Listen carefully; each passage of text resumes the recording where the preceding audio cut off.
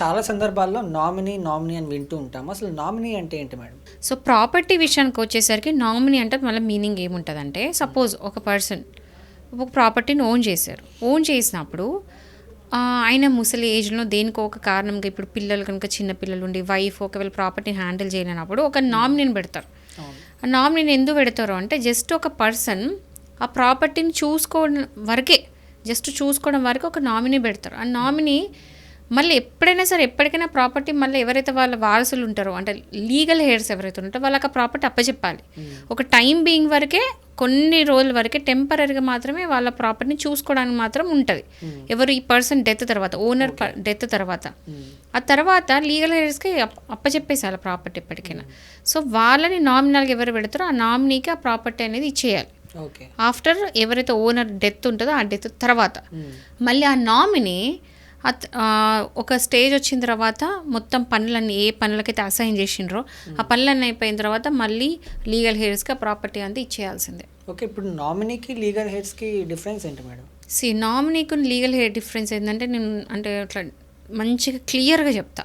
First ownership matter గురించి మాట్లాడదాం. Ownership ఏంటంటే, నామినీ ఎప్పుడు కూడా ఓనర్ కాలేడు, కానీ లీగల్ హెయిర్స్ మాత్రం ఓనర్ కాగలుగుతాడు.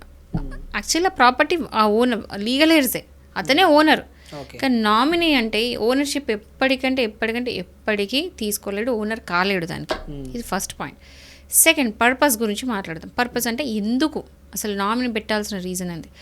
ఎందుకు అంటే, ఇప్పుడు సపోజ్ ఇది ఇంతకుముందు చెప్పినట్టు ఎవరైనా ఒక పర్సన్ ఓనర్ ఉన్నప్పుడు డెత్ తర్వాత ఆ ప్రాపర్టీ అన్ని బాగోగులు చూసుకోవడానికి, మొత్తం దానికి సంబంధించిన ఏమైనా లీగల్ థింగ్స్ ఉన్నా, లేకపోతే సెటిల్మెంట్స్ ఉన్నా, లేకపోతే ఏమన్నా ప్రాపర్టీకి సంబంధించిన పనులున్నా, బిజినెస్లు ఉన్నా, ఏమున్నా అవన్నీ టెంపరీ చూసుకోవాలి. ఆ తర్వాత మళ్ళీ ఎప్పటికైనా లీగల్ హెయిర్కి ఇచ్చేసేయాలి. ఓకే, సో ఇది పర్పస్ అనమాట. బేసికల్ చూసుకోవడానికి మాత్రమే ఉన్నారు, కానీ ఓనర్ కాలేడు. అండ్ థర్డ్ వచ్చేసి ఏం రైట్స్ ఉంటాయని. ఇక్కడ rights and just temporary purpose. నామినీకి ఓన్లీ టెంపరీ మాత్రమే ఆ రైట్స్ ఉంటాయి, కానీ ఎవరైతే లీగల్ హెయిర్స్ ఉంటారో వాళ్ళ ఓనర్స్ వాళ్ళు ఏమైనా చేసుకోవచ్చు. ఫోర్త్ వచ్చేసి కెన్ హీ సెల్, అంటే అమ్మగలిగే రైట్స్ ఉంటాయో లేవో చూసుకోవాలి. ఎట్టి పరిస్థితుల్లో నామినీ అమ్ముకోవడానికి లేదు, ఓన్లీ లీగల్ హెయిర్స్ మాత్రమే అమ్ముకోగలుగుతారు. ఎందుకంటే ఇప్పుడు ఒక పర్సన్ ఓనర్ చనిపోయిన తర్వాత వాళ్ళ పిల్లలకి లీగల్ హెయిర్స్కి ప్రాపర్టీ వచ్చిన తర్వాత, మ్యూటేషన్ అయిపోయిన తర్వాత వాళ్ళ పేరు మీద పేపర్ మారిన తర్వాత వాళ్ళు ఎవరికైనా అమ్ముకోవచ్చు. కానీ నామినీ అసలు ఓనరే కాడే, సో కానప్పుడు ఎలా అమ్ముకోగలుగుతాడు? అమ్ముకోగలరు. సో సెల్లింగ్ రైట్స్ కూడా ఉండవు. జస్ట్ నామకే వాసి అక్కడ ఉంటాడు, చూసుకుంటాడు పెద్ద మనిషి, అంతే.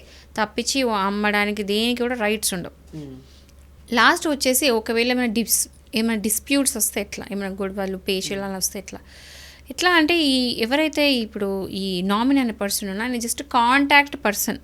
అంటే ఆ ప్రాపర్టీకి సంబంధించిన ఏమైనా ఇష్యూస్ ఉన్నా, డిస్ప్యూట్స్ ఉన్నా, ఏ లొల్లిలైనా ఏమైనా కూడా పర్సన్ ఈ పర్సన్ దగ్గర పోయి దాని గురించి తెలుసుకోవాలి, అంతే. అది కూడా మళ్ళీ జస్ట్ టైం బీయింగ్ వరకే.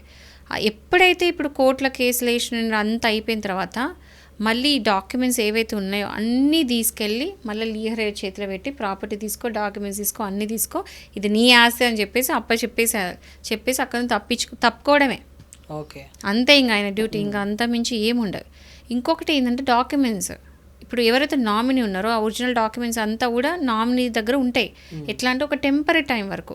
మళ్ళీ ఎప్పుడైతే లీగల్ హెయిర్స్ వస్తారో వాళ్ళ పేరు మీద మొత్తం తీసుకుపోయి ప్రాపర్టీ అప్పచెప్తారో నామినీ తీసుకుపోయి, అదే అప్పచెప్పిన టైంలో ఈ ప్రాపర్టీ అన్ని డీటెయిల్స్, డాక్యుమెంట్స్, అన్ని కోర్ట్ కేసెస్ ఏది ఉన్నా కూడా లీగల్ హెయిర్ చేతిలో పెట్టేసి బయట అని చెప్పేసి వెళ్ళిపోవాలి.